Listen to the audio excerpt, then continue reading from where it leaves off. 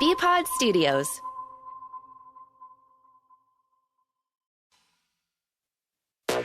Now it's time for Zolak and Bertrand. Brought to you by BetMGM, the king of sportsbooks on the Sports Hub.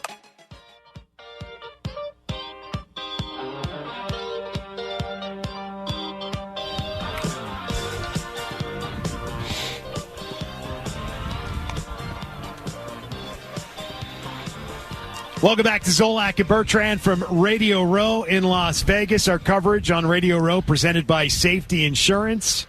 It's hour number 3 of the program, and you heard it there. We were just talking about the Chargers a little while ago with Michelle Beadle, and we've got a Charger with us now. It's Shawne Merriman, and I'm glad you sat down with us and didn't run away when you saw that Patriots logo on the front of the table. I'm just happy that wasn't an opportunity for you to be like, you know what, I'm good. I don't need this today. I got to be with the Maryland shirt, though. That's So I saw that, and I got PTSD, and I saw the Maryland shirt, and it kind of brought me back home. I said, let's go. Maryland, we're all behind you, Red. We can do the fight song. That's right. Yeah, I remember it. I still remember it. It's been a long time. And, Shawne, you tell us about Lights Out. Extreme Fighting Lights Out, which is your thing now. Mm-hmm. And I see Lights Out, and all I can think about is Lights Out and 2006 and the rivalry between the Patriots and the Chargers and everything you were involved in. So talk about all of it. So Lights Out Extreme Fighting, my MMA organization. We got a big fight coming up next week, actually, February 16th in Long Beach, California. We'll be live on Fubo TV, Fubo Sports. So if you guys don't have Fubo, make sure you get that. We got the next up-and-coming superstars of the sport. Now, 2006. All right, so let me just go ahead and jump right. Right to it. Settle in. Bring it in. Now, I heard. Now, I don't know if this is true or not. I heard they slipped a picture under all the players' doors of me doing a Lights Out dance. So that's where when we lost, where the whole team was doing the lights out dance. So I think that's when Roosevelt Coleman and Vincent Ward. Which, by the way, I'm good with everybody now. Richard Seymour, those are my guys. But at the time, Seymour's a big Vegas guy now, though. Yeah. Look, at the time, I don't think I've never been so pissed off before in my life, right? Because it was for me it was coordinated. It wasn't like one or two guys. I looked over and half the sidelines were doing it. I'm like, God, everybody was doing it but Tom, I think. Tom doesn't do that. He doesn't do it. But it was crazy, man. When you get away from the game, you start to appreciate those times a lot more. And the further away you get, you remember the locker room, and then you remember the battles, even the ones that you lost. We got kicked out the playoffs twice, right, by the Patriots. But at the time, you're like, I pissed off. But man, you're like, hold on, man, I had a couple sacks against Tom Brady in championship games. I had big games in AFC championship games and so forth. So you reflect in those times, you appreciate them more. They get the dance right. Were they doing it right? Like you look over. No, they did it pretty good. Hobbs got it. The best was Phil Rivers. Your sorry-ass corner. That was Hobbs. That was like sorriest corner in the league. Well, what happened with that? I didn't see it because my head was down. We just lost. I'm crushed, right? And I look over to the middle of the field, and Phillip Rivers and LT is in the middle, about to throw down, about to get into a real fight. And that's when I got up and realized, something went down. I didn't know that they did it fully until after the game when local news. That's when I really found out how many of them did it. And they were yelling in the hallway. I remember that. They were screaming Lights Out outside their locker room. I remember Roosevelt Coleman and all these guys were like, Lights Out. I said, oh, man. Vrabel was one of the guys screaming Lights Out. Right. He was one of those guys. I still think it's a sensitive topic with LaDainian Tomlinson a little bit. You mentioned that he was out there ready to throw down. I don't think he likes talking about that. Well, I remember a few years ago seeing him at the Super Bowl, and he's like, we're not going there. It's like, okay, we're not doing it. We're not doing it. Though. Like, and then Rex got him going on the Patriot hatred, too, with the Jets. But so if you think about it, I mean, you guys are 14-2. Did you ever look at it and say, before that game especially, we're 14-2, we're at home, look at these guys. These guys were wagging. There's no way they're going to beat it. Did you look at it and just say, not that you disrespected them, but just we're a better team, we're more talented? I think that we felt like we were the more dominant team at that time. And this is why, when people ask me about the Super Bowl that's coming up, why I feel like KC's in that situation where they just know how to win. We were better, right? We're talent-wise, we're a better team. But you get to a point, man, where teams just know how to win, right? No stupid penalties, no personal fouls, no taunting. They just know how to win. They're just going to capitalize off your mistakes. And I look back on it now, like, those are the teams to win. So at the time, you're like, man, how did this happen? You look at the game, and Marlon McCree, who had the interception towards the end and got stripped, and they got it back or whatnot. And you look at it like, man, we were the better team. But teams that know how to win in these situations just do. And that's what I think we have in this game this week. I think you look at San Francisco's roster, they are a more talented team. They've got a lot of star players on that team. Kansas City has the quarterback. They've got that guy, and the thing they've got on their side is the experience of being here and having done it. And so if Kansas City wins, I think we're going to look back at that and say they had a guy who's done it before. That's how they beat a better team, right? They didn't sort of have those mistakes in the most critical moments in the biggest game. I don't even think Kansas City should be here. You know, not disrespecting wise. I'm just saying that Baltimore, if they took Baltimore was a better team. You know, there was a couple teams that were better than them. Like, we go back to just know how to win. Okay. Talent wise, it was other teams better than them, and they found themselves back in the same situation. That reminds you of 2006, though, the way Baltimore didn't feel like they were ready to go on offense. Yes, kind of got caught up in that game, and then Mahomes took that first drive down. Yeah, it was very much so. I mean, I came out the gate. I remember I had a big hit on Tom early on in the game. I hit him, behind. And so they kind of started the tempo off. So I feel like the momentum was swinging our way. And then one mistake, two mistakes. I think we had a personal foul. One of the guys hit, but another guy extended, 15 yards, and they capitalized. They scored in that drive, I believe. So it was so similar when I'm watching that game. And I'm like, man, PTSD all over again. How much would you be finding in the league now with all the new rules that protects quarterbacks? Oh, man, I'll be playing for free. It's sad. It's really, I'm a former quarterback, and I think it's BS. I think it's BS the way they protect them. I understand them trying to take care of guys, right? The helmet stuff. I mean, I remember when guys like Hines Ward would come and try to break your jaw on a crackback block. Right? They took that away. They took that away. So the head-to-helmet stuff and crackback, the main parts of getting a guy hurt, I think that they're getting over protective, where they're taking the passion and love away from the game. Because let's be honest, man, this is why the country loves football, man. The violence, the physicality of it. You start taking away these emotions and stuff, you're taking away also from the fans. And that part I do worry about a little bit. You mentioned the love of football, and as Beadle said, we talked with Michelle Beadle earlier, and she said, we were talking about the Chargers, the L.A. Chargers. She said, well, then two people I know who care about the L.A. Chargers say this. I think of you, I think San Diego Chargers. Mm-hmm. Is it strange for you to think Chargers, Los Angeles, and is there a connection? Do you sense any connection between that community and the Chargers? Let me tell you, the people that just don't know and understand. So San Diego fans and people of San Diego just don't like L.A. people. That's where the whole thing started at from this jump. It wasn't even – they could have went to Orange County. They could have went to Irvine. They could have went to anywhere else. They could have went to Vegas.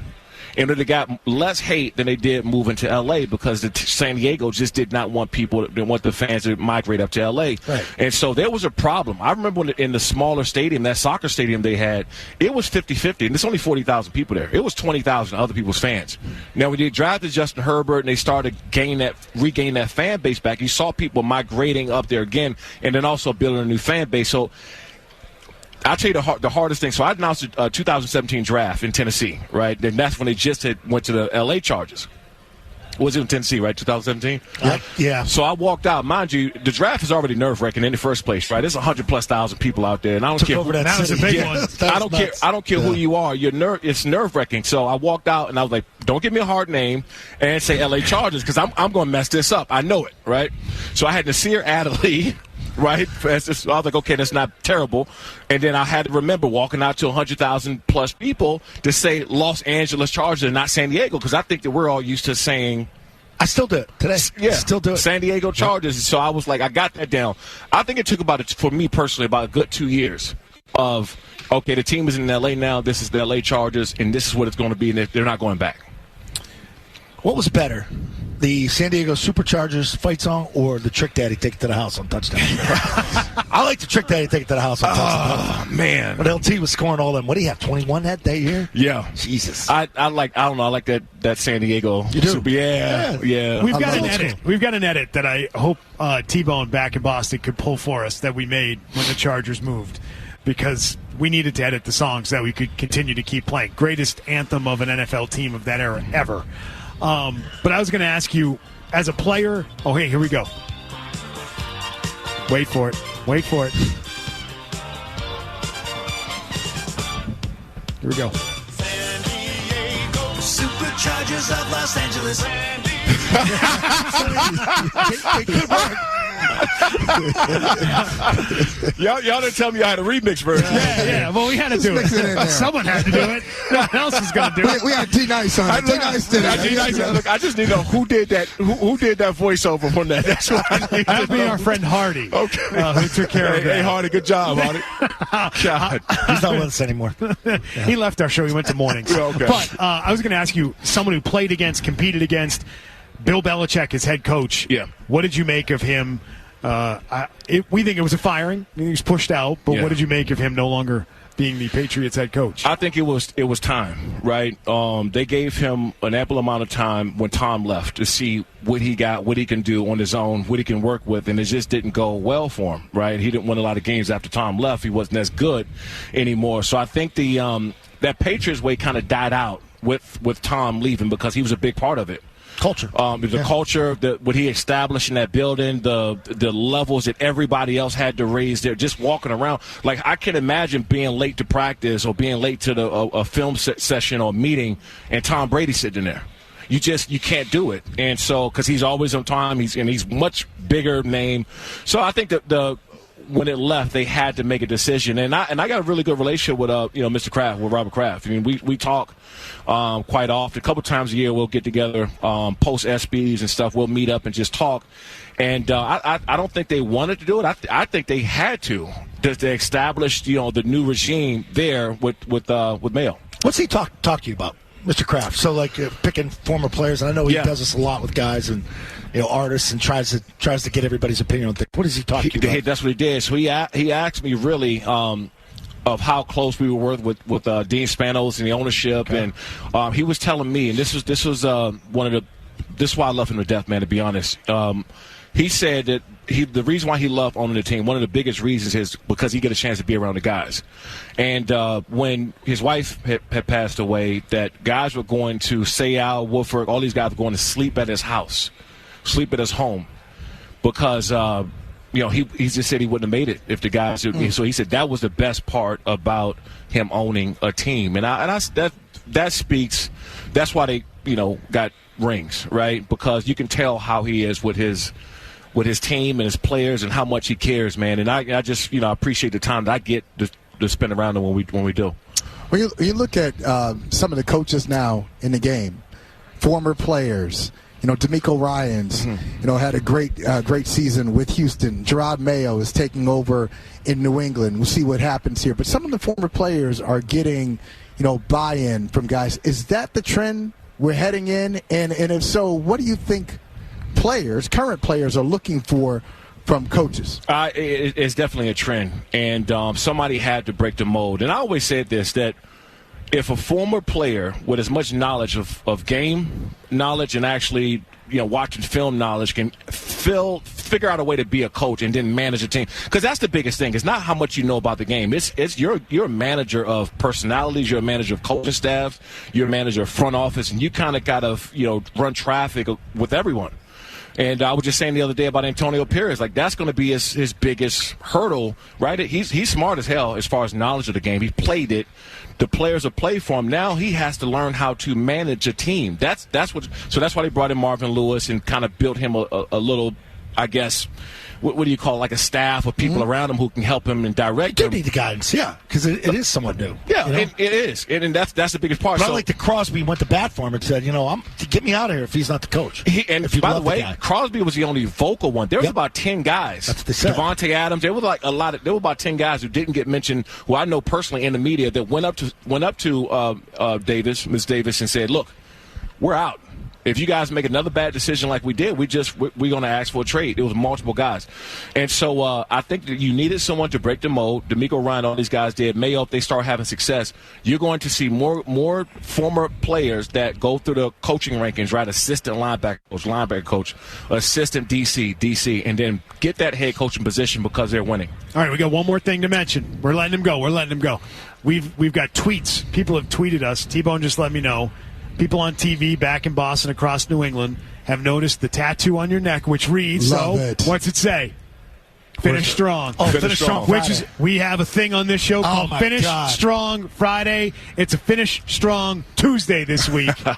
This is Shawne Merriman. That's one of our things around here. Finish strong. Sean, thanks, buddy. You gotta have a promo. Hey, it's Shawne Merriman for Finish Strong Fridays on Zolak and Bertrand. We'll bring it back Friday to start the show.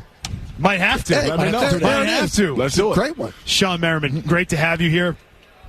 Fubo TV. Yep. Fubo Sports, Friday night. Not this week. Next week, right? Next Friday, February Long Beach, 16th. California. Go to lightsoutxf.com for more information. We'll be live on Fubo TV, Fubo Sports. Awesome stuff. Go Sean, Terps, thank you for appreciate it, being man. here. Appreciate it. Can you teach us to do the lights out dance? Yeah, I got a little something left in my knees, man. I might be able to give you one of them. You look good, though, man. Thanks, brother. We'll be back on Zolak and Bertrand from Radio Row. Right? Mike Bertrand, Scott Zolak, live from Radio Row at the Mandalay Bay Hotel in Las Vegas. Presented by Safety Insurance on 98.5 The Sports Hub. Girls, I ain't as good as I once was. I got a few years on me now, but there was a time back in my prime when I could really lay it down. And if you need some love tonight, then I... Welcome back to Zolak and Bertrand from Radio Row. Our coverage this hour is brought to you by Shaw's and Star Market. 617-779-0985. Shawne Merriman. He's great. He was great. You should have gotten... I was trying to get him to say it. Hey, this is Shawne Merriman on Boston's Home for Sports, 98.5 The Sports Hub. Finish Strong Friday. You're listening to Finish Strong Friday. But then again, do people in New England want to hear Shawne Merriman? No. Say, listen to Finish Strong Friday. That's not their guy. That's the flaw. That's the flaw. Right there. Not their guy. You need somebody else with a Finish Strong neck tattoo. Yeah. To say that. I think we should get them while we're here in Vegas. Absolutely. There's one Do in it. Mandalay Bay right here. Starlight, yeah. By, We would go over there and get it right here. I wanted Dennis to get something tattooed on his tongue. I'm in. This is- Finish strong, baby. Let's go. Let's do We it. can't mention it on You're here. buying, right? I will buy if All you right. will get that tattooed on your tongue. This is- Melissa will kill you. This I is the think your time to family do will it. kill you. Yes. This is the time to do it. It is, Right now. Dennis. Do something different. Be bold. Be the guy. Do something different. It's time to revolt. Get out of your comfort zone, Beetle. Get out of your comfort zone. I was stranded here. Well, not stranded here. Years ago, I did a fight. I think it was Holyfield. And remember the quiet man, John Ruiz, the quiet man from East Boston? So it was Ruiz, Holyfield.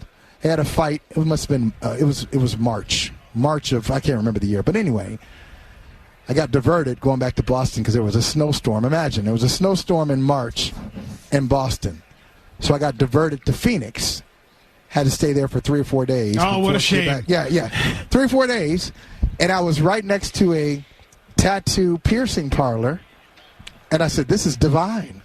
I got to do something. And so The nose. And that's where I got my You nose did ring. the nose tattoo. That's when I got nose ring. The nose ring. I That's remember when I when got you the had the nose nose ring. So that's what it was. And I got back, and I was working at the Globe, and the editor of the Globe was like, what? What? I was, hey, look, man, I was stranded. I couldn't get home. I was next to a tattoo parlor. Wasn't going to get a tattoo. Was this when you had the dreads, too? Had dreads, had dreads, nose ring. What else? Crazy workaholic. What else can we do? I thought you So- said you got something tattooed like on your rear. No, I remember But the I'm down nose for it. ring. The little stud. I'm down for a tattoo. Yeah. Finish strong. Finish strong. I'll do that. Or something else. Okay. How strong is that sponsorship? I'm not strong enough to get a tattoo. Let's call Ryan Williams at 128 and see if he'll pick up the tattoo. Water heater tattooed on my ass. If If it's a sponsorship Yes, I for can like say that, right? Yeah. sponsorship for like 3 to 5 A years. tattoo of a boiler right on your boil. A boil. Put the boiler on my boil. And hearing the music coming back, I need you guys to help me because I love music, but I got a hole in my game. Country music, I don't know country music, so if I were to start today just to develop an appreciation and knowledge of country music, where should I start? You want old school country or you modern want country? day? I have no idea. Modern day? I know the stars' names, but Okay, but just say, hey, this is the best one, that like the top. This is the ultimate. Anybody could listen to this and be like, oh, I get it. What is the best country music album ever? Ever? Oh, the you got best. George Jones. You're trying to go get back somebody old school. George Jones. You're trying to get me to fall in love with it. God, there's are we going to count Willie as being country? He could, yeah, but Willie that's is more folk- country. that's more folk That's kind country. of old country. Yeah, people will say Johnny Cash. Johnny I'm not Cash. a Johnny George Cash Strait? guy. George Strait is my favorite. And then Bud Sissy, he did the movie. The hell's the movie with John Travolta and Deborah Winger? Don't know. Damn it! Yeah, well, whatever. You're almost there. You'll get it. I haven't seen it in a while. Somebody will tell you. Crap. It'll be all over social media in a minute. Yeah. But yeah, I'd go George Strait. George Strait. Yeah. Okay. Because you get a lot of the steel guitar, and he could play, boy. Yeah, he could play. That's homework for me. Sing too. All right. Yeah, okay. The modern day, I say Chris Stapleton, Luke Bryan. Zoe looks like Glenn Campbell. Glenn Campbell could be another guy you Glenn Campbell, try yeah. out. I mean, again, that's going more sort of the classic country as I don't opposed mind to. the classics. Yeah. The class. That's where it all starts. Alan Jackson. Got to have a Alan Jackson. foundation. Toby Keith, you heard there, coming back It's like again. Rolling Stone did a ranking of the best country albums 2 years ago, and they have Dolly Parton, Coat of Many Colors, #1. I'm not a Dolly Parton fan. I can't. What's number 2? Yeah, exactly. Yeah, I can't go Dolly Parton. Stupid Jolie song. What is it? Waylon Jennings. Waylon Jennings. Dreaming Waylon of my Jennings. dream. Okay. Another good Dreaming one. my dream. Waylon Jennings is more like, George Jones. All right. I'll work on it.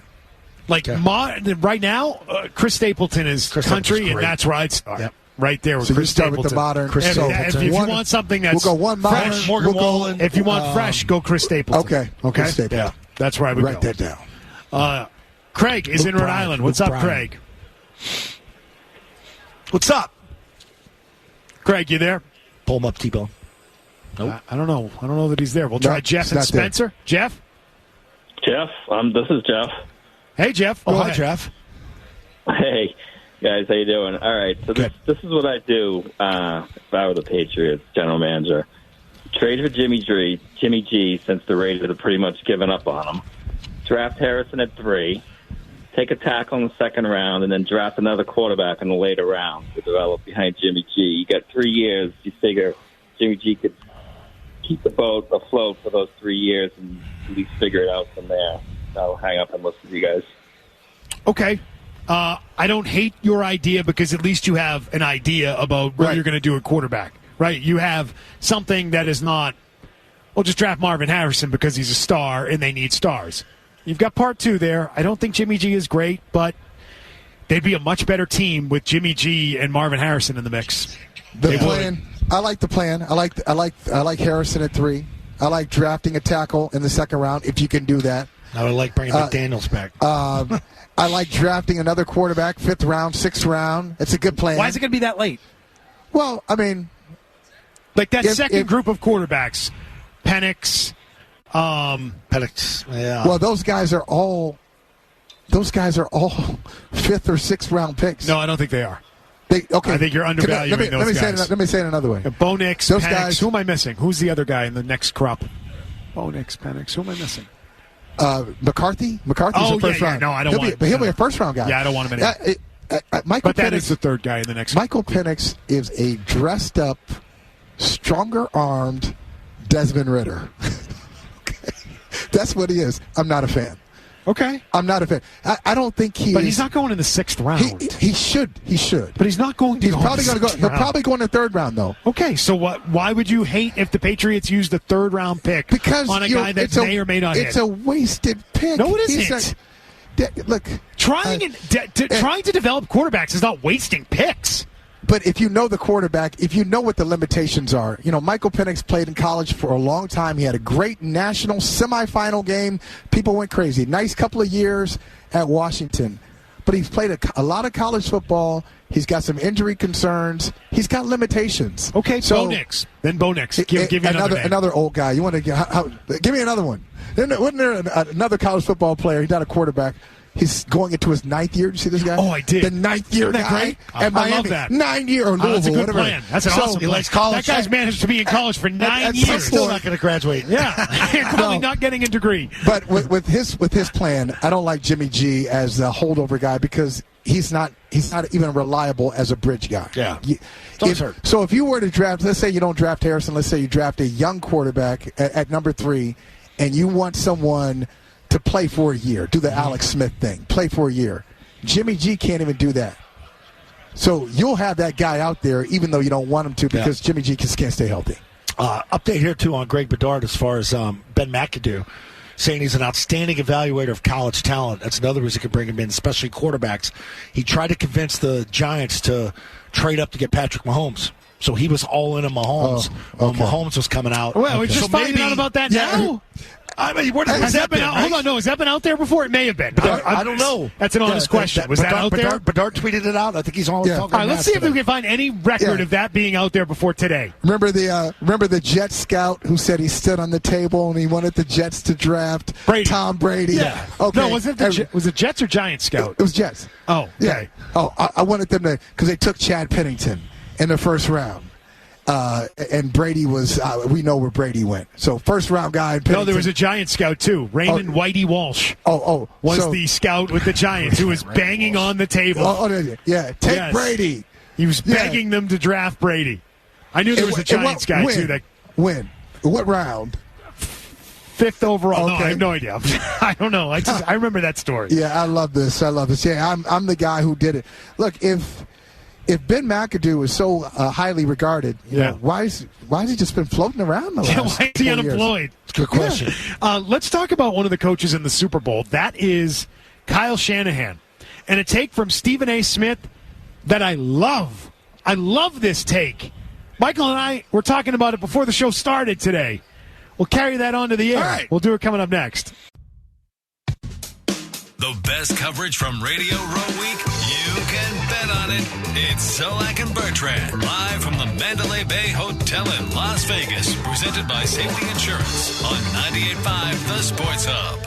There's no question it's Kyle Shanahan. I mean, we could look at plays. We could talk about Brock Purdy. We could talk about Travis Kelce and Taylor Swift. We talk about all of this other stuff. It comes down to Kyle Shanahan. Kyle Shanahan has now taken the 49ers to 3 straight and 4 of the last 5 NFC title games. Do y'all understand that if Kyle Shanahan doesn't win the Super Bowl this weekend, he will join Dan Reeves, Marv Levy, Bud Grant, and Chuck Knox. That's right, doggy. History coming at you right now as the only head coaches to coach in 4 or more conference title games without one single playoff victory. Now, he's only 44 years of age. He's got a whole bunch of football left in front of him. Kyle Shanahan is an exceptional coach. Stephen A. Smith is not here to question the greatness of this man. He's a great offensive coordinator. He's been a great head coach for the San Francisco 49ers. He's accomplished a lot of things. We know he runs that organization. It's not John Lynch. John Lynch ain't the other way around. We know what this man brings to the table. We know he's a brilliant offensive play caller. Nobody's throwing any shade on him. But we have to talk about closing.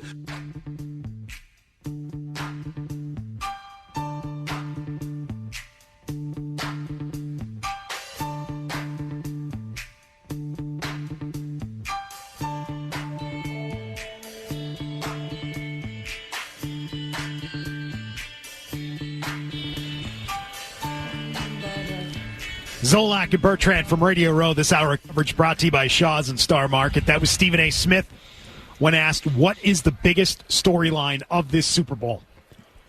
And you think of all the big storylines that have been talked about with Patrick Mahomes going for his 3rd title and Andy Reid going for another title and the chase of Brady and the San Francisco 49ers with Brock Purdy and how they built their roster versus the roster of the Chiefs. And Taylor Swift is going to be here for Super Bowl Swifty 8 and all of that. And what does he do? When everyone else is zigging, he zags. Zags. And he goes with the biggest story of this Super Bowl is Kyle Shanahan. Because if he loses, he's going to be a guy who does not have a Super Bowl and has been to as many conference title games as all the guys he named, Bud Grant, Marv Levy, and he said playoff win. He misspoke there, but we knew what he meant. He meant Super Bowl without winning a Super Bowl. That's right, doggy. History coming at you right now. And he's talking to Mad Dog. And I think it's a great take for this reason. When you look at this game and you think about it in these terms, who has the most to lose in this game? Patrick Mahomes doesn't win the Super Bowl. Is anyone thinking Patrick Mahomes stinks? No. Shawne Merriman just told us this guy is here, and I don't even think the Chiefs should be here. Baltimore was the better team this year. If Andy Reid loses the Super Bowl, do you look at him differently? No. If Brock Purdy doesn't win the Super Bowl, do we look at Brock Purdy differently? No. Shanahan has the most to lose if he can't get over this hump. McVay got his. We always talk Shanahan, McVay offense. And if you really want to stamp your offense, if you really want to stamp the way I run a program, it's proven. You only be known as a guy that's good enough to get you there, and he won't get you over the top. This is his third kick at the won't can. Get you over the top. This is his third try in the Super Bowl thing. First time. He's a bad game manager as far as time. He let the Patriots. He was complicit in the Patriots' 28-3 comeback. Run the ball. Quarter chokes. He choked it away in that game. Then what happens? 3.5 quarters against Patrick Mahomes in Miami 4 years ago. Got him. What happens? Loser. Can't fend off Mahomes. Can't win the damn game with a 10-point lead. 7 minutes to go. What is it now? You've got the better team. You've got the roster of stars, and you're doing it against Mahomes. Never thought that. There are people thinking that, wow, the Chiefs did not have it going on this year, but their experience and their quarterback got them to the Super Bowl. You're the team that should beat Mahomes, and if he loses... Imagine what his legacy would have been if he would have beaten Mahomes a couple of years ago and then beats him twice in the biggest game. Shanahan would have skyrocketed. But can't you argue that the story will be, well, he's a really good coach, and unfortunately, he went up against not Brock Purdy. Unfortunately for him, he had to go against Patrick Mahomes. It really, I think, if Kansas City wins, it fortifies the Mahomes story and kind of takes Shanahan off the hook a little bit. No, there's such an arrogance to Shanahan. Okay, now I agree with that. There's such an arrogance there I agree. that it shouldn't be remembered that way. No. You failed. You lost. And your offense and your game planning were not good enough. And I agree. And San Francisco is a bunch of they never shut up either. A bunch of excuse makers. Oh, the field is too soft. Oh, now the grass is too soft. The field right now, the practice field, not up to their standards. Doesn't look good. Last year, conference championship. Hey, we're the better team if our quarterback doesn't get hurt. Hey, it's football. Sometimes your quarterback is going to get hurt. So they had an excuse there. And their owner, Jed York, I don't know if you guys caught this, last week he was asked, hey, what do you remember? What do you remember about the first Super Bowl? You guys in Kansas City, what do you remember about that? He says, well, I remember on 3rd and long that Nick Bosa got held on the 44-yard completion to Tyreek Hill, where he's standing in the middle of Kansas City, in the middle of San Francisco 49ers, and he comes down with a 44-yard reception. But Jed York remembers that Nick Bosa was held. Of course. So they make a lot of excuses, but I'm going to make an excuse for them. Hold on. What would have happened if that had been called on that play? What would the score have been if they called the hold on that? Well, they're up by 10, and now instead of 3rd and 15, now it's 3rd and 30, 3rd and 25, 3rd and 25. And they're still up 10? They're up 10. Oh, okay, just checking. Up 10. They're still up 10 points at that? Okay, all right. Just wanted to check on that. So, but I'll make an excuse for them. I will. What is it? No, the excuse is if they lose this game, we're not going to be talking about Kyle Shanahan. I love the take from Stephen A. I love Stephen A. Good for business. It's a good take. But we're not going to be talking about no one's going to be talking about Kyle Shanahan if they lose this game. It's still a good point, though. It's a good point to make that if he doesn't win and get over the hump, can we start talking about Kyle Shanahan? Can we please start talking about him being a loser? He gets a lot of protection from the Bay Area media and the national media. Why? Because he's easy to talk to. Easy going. Yeah, he's easy to talk to. He's generous with the media. His dad, so, everybody liked his people dad. like him. Yeah. People like him. And so I didn't like his dad.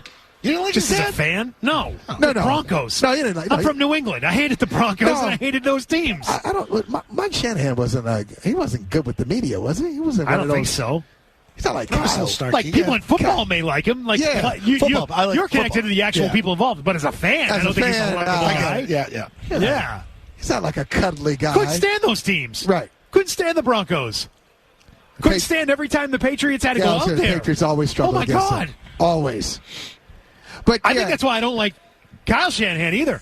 Do you consider Shanahan Kyle Shanahan? I'm talking about. Do you consider him a great coach, or does he need to, in your mind, win it before you consider him great? Winning it is necessary for me to call him great. I think he's a good coach, and he's obviously a bright offensive mind. There's no doubting any of those credentials. I'm not throwing shade at Kyle Shanahan. Yeah, not saying that. This is not what I'm saying. Brilliant offensive mind. Yes. Developed. Yes. Has been here. Yeah, I'm making an excuse for him already. All right. Because they're going to have a hard time. Yes, they're going to have a hard time winning. They're going to have a hard time. We're going to make a little adjustment in schedule right now. Why are you late?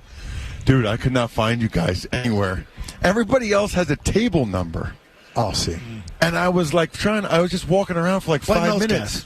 No, it's not their fault. It said next to the NBC Sports setup, but I thought they meant NBC Sports Boston over there. Well, NBC Sports Boston's here. It's here. I mean, we got a lot to talk about. What do you guys even? What's your organization even doing? Thank you. Did they downgrade their coaching staff this offseason? No, but first of all, are they still going to do the thing where they're the only team that doesn't have a GM? Why do they? For now, yeah. But somebody has to explain to me, why do they have to show that they're smarter than everybody else? We're not going to hire a traditional GM. Like, why are we still doing the thing where it's like we can show that we don't need to do things the way everybody else does I think it? you're afraid to, because the current guys there have been doing all the work for the last 3 years. So you ship them out. Now we got to bring in other people that we don't know. There's a comfort factor there with them. Because, well, Bill's by the gone. way, hold on. By the way, Ross Tucker is with us. Yeah, sorry. For those who didn't recognize sorry, I Ross didn't know Tucker's if we said voice. that or not. No, we didn't. What's up, man? Ross Tucker is with us. Yes. Former NFL offensive lineman. For those who don't know, my claim to fame is Brady was undefeated in the playoffs until they put me in for a couple plays against Denver back in 2005. The game where Watson chased Champ Bailey down, and it should have been a touchback. But here's the other thing. Okay. Like, I love Mr. Kraft. Okay, I really do. And I don't think I've ever heard a former Patriot, player or coach, say anything bad about him.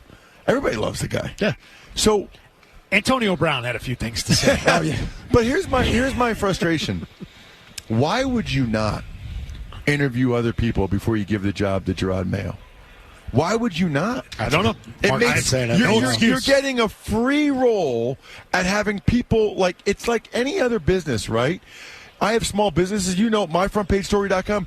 If I could get experts to come in, free consultants. Yeah. You know what I mean? It's a free consulting 2-hour session where they just tell you everything they think about your business. You're not going to take that. You're not going to take that opportunity. And by the way, even if you still go with Gerard, and they knew they were going to go with Gerard, why not interview 6 other people, learn more about what people think of the Patriots, and then say, you know what?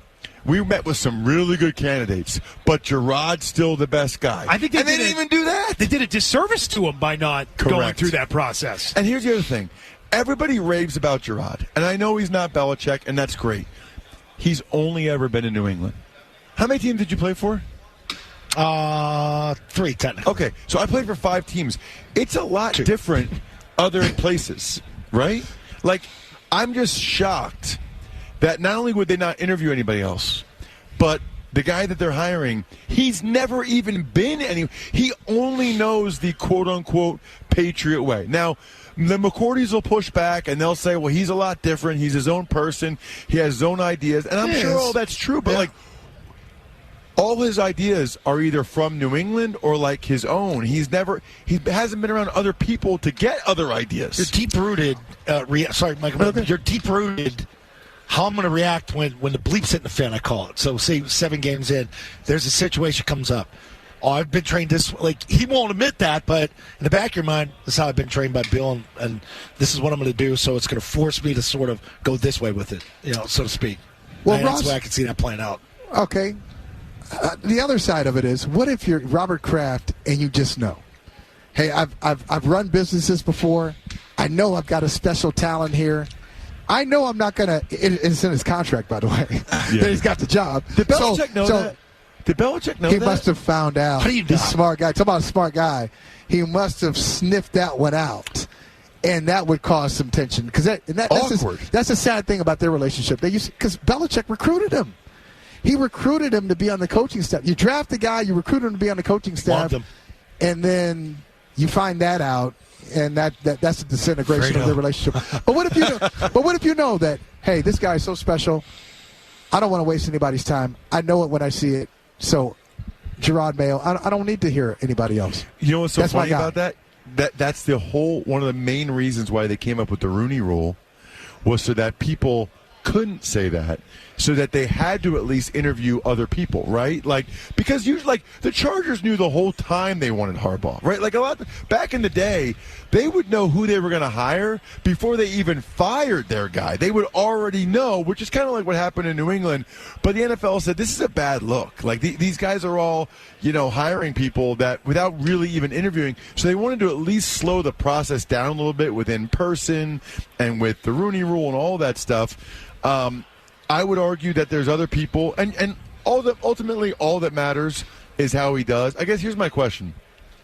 Will it really matter if they're 2-5? Will anybody call in to you guys and say, this is why they should have interviewed other people? Yes. Or is it, Actually, yes. Or is it just whether he's good or bad, he either stinks or he's not? Yeah, I understand. Will people really care about the process at that point? If he's great, no one's going to care about the process. If he's bad, no one cares about the process. They just care that he's bad. That's what I'm saying. That's what I'm saying. Yes. We can talk about the process now, but ultimately they're just going to be concerned about. They're not going to call you week 7 after he makes a bad decision and say, this is why they should have interviewed guys last January. I mean, maybe somebody will, but it will be more about that they're not having success on the field, right? Correct. I want to ask you a question about what we were talking about earlier in this show, and that is the idea, I believe the idea that you can't miss on a tackle in the first round and that tackles are a safe pick. I find that very antiquated. I think once upon a time, tackles were safe picks. There's a report out there that if Elliott Wolf takes over the front office, he could go tackle at 3. I think that's crazy. Nuts. Well, if you think the guy is like Tony Baselli or like an all-time guy, I have no problem with that whatsoever. There used to be a belief that it's a safe pick. I did my first game this year was Titans at the Saints, okay? The Saints traded up to get Trevor Penning in the first round. Terrible. Cannot play. Now, he was the 16th pick or whatever, but they traded up to get him. They had to bench him like 3 or 4 games into the year. Hey, and the guy that was playing left tackle for the Titans, Andre Dillard, the Eagles took him to be the heir apparent to Jason Peters. Can't really play. So that's 2 first-round picks in that game that cannot play. So I think the safe thing is overrated. I will say, like, Joe Alt from Notre Dame, remember his dad, John Alt, and Olu from Penn. I mean, those guys are really, really good, but they need a quarterback. I mean, I would lose my mind if the Patriots have the 3rd pick and don't take a quarterback. They have to take a quarterback. That would be.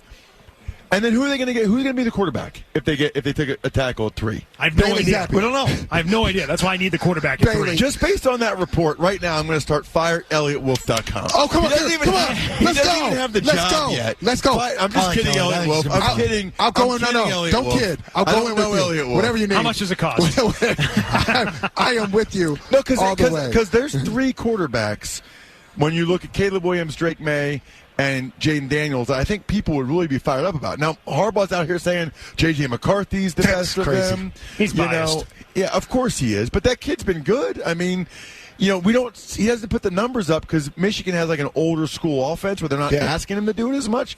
Who knows what he would have done at UNC or USC or with Lincoln Riley as his coach. What are your responsibilities for game? Are they CBS? Are they incorporating you into anything this weekend? That's an awesome question, actually. I will be in studio with Tiki Barber in New York City in a suit and tie only if they lose power in Las Vegas. We are backup. You're the backup crew. Yeah. We're backup. Which I think is very smart of CBS. It happened, right? Like 10 years ago. Oh, sure. Remember when the lights went out? San Francisco, New Orleans. New Orleans. That was that Super Bowl. That's right. So, And, I'm literally... Steve Tasker had the tap dance. Yes. Yes. Steve Tasker was the only Silence. one that still had power. So I'm going to be sitting at a desk with Tiki watching the game just in case the power goes out. So kudos to CBS, because I'm getting paid to do it. Like, kudos to CBS for saying, you know what, we're going to have the backup plan ready. So is your thought the generator? Is your thought, Tucker. I hope the power goes out, or is it don't hit the no? Keep that power. Well, depends what kind of day Tony's having. Right? I've been told not to joke about that. Yeah. But let's just say I'm from Reading, Pennsylvania. And I may or may not have a couple buddies from high school that have volunteered, okay, to get me 300 million people watching. Get a couple crazy ones from back where we live. Yeah. We got some wackos back here. Yes. Couple hunkies. We'll cut the cord. Yes. It's going to be like Ocean's 11 when they cut the power here in Vegas. Boom! What the hell were you doing last night? Or this morning early at 4:42 a.m. videoing a guy getting his head massaged at the slots. So my recording window is 5 a.m. here. Yeah, so I was walking. That was actually 4:22 a.m. 4:22. So I'm walking through. It's unbelievable here at Ross Tucker NFL. By the way, you got to say that, Joe. That's a critical component. So I'm walking through here. And they make you walk through the casino from the Uber drop-off. And there's a guy, there's only one guy I can see in the whole place.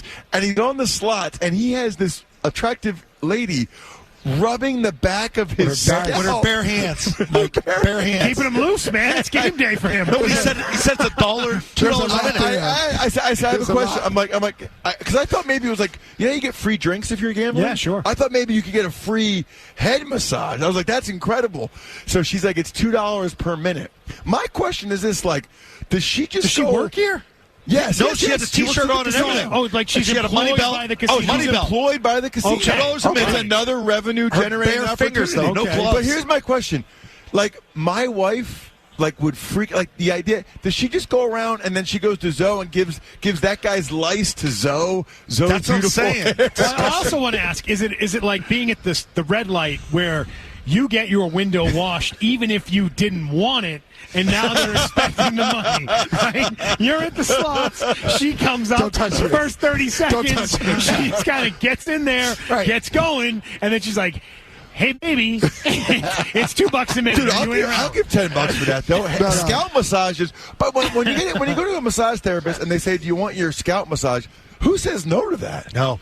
That feels amazing. That's Heck yeah, I want my scalp massage. It seems like a loaded question. Yeah. See, Mike doesn't get haircuts anymore, so when you go get a haircut, they're bald for a while. she's got the nails on her. They're shampooing her I bet it would hands. feel better for They give you a little scratch. That's like, I don't know where your hands have been. Okay, That's what's the really problem? the issue. Hey, Ross, that's the problem. Do we have like the wet wipes, or do we just like sanitizer, lotions? What do we have?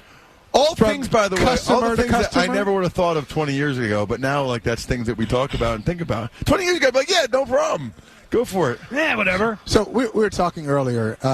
Your former coach, Bill Belichick, now shut out of the NFL. Yeah. We're trying to figure out. I'm not going to let you know how I Guarantee he feel. gets a job next I'm not year. going to use my Guarantee he gets a I'm job. going to have my poker face. Why do you guarantee that? Wouldn't you have guaranteed it this season too?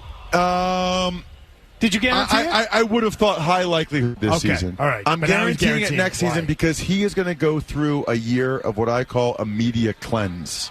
You know how they say that the people, who's it, like with the live golf, they call that, what's the term they use for that? Take the money. Sports It's called washing. take the money. Sports Right. washing. They call it sports washing. He's going to have a broadcast washing season.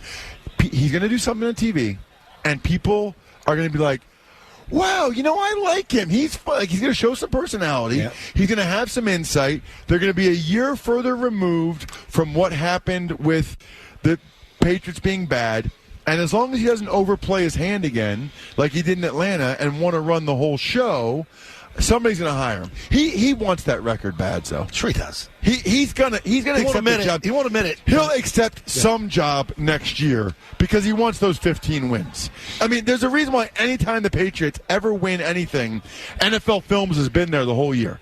I want the footage from this past year's NFL Films.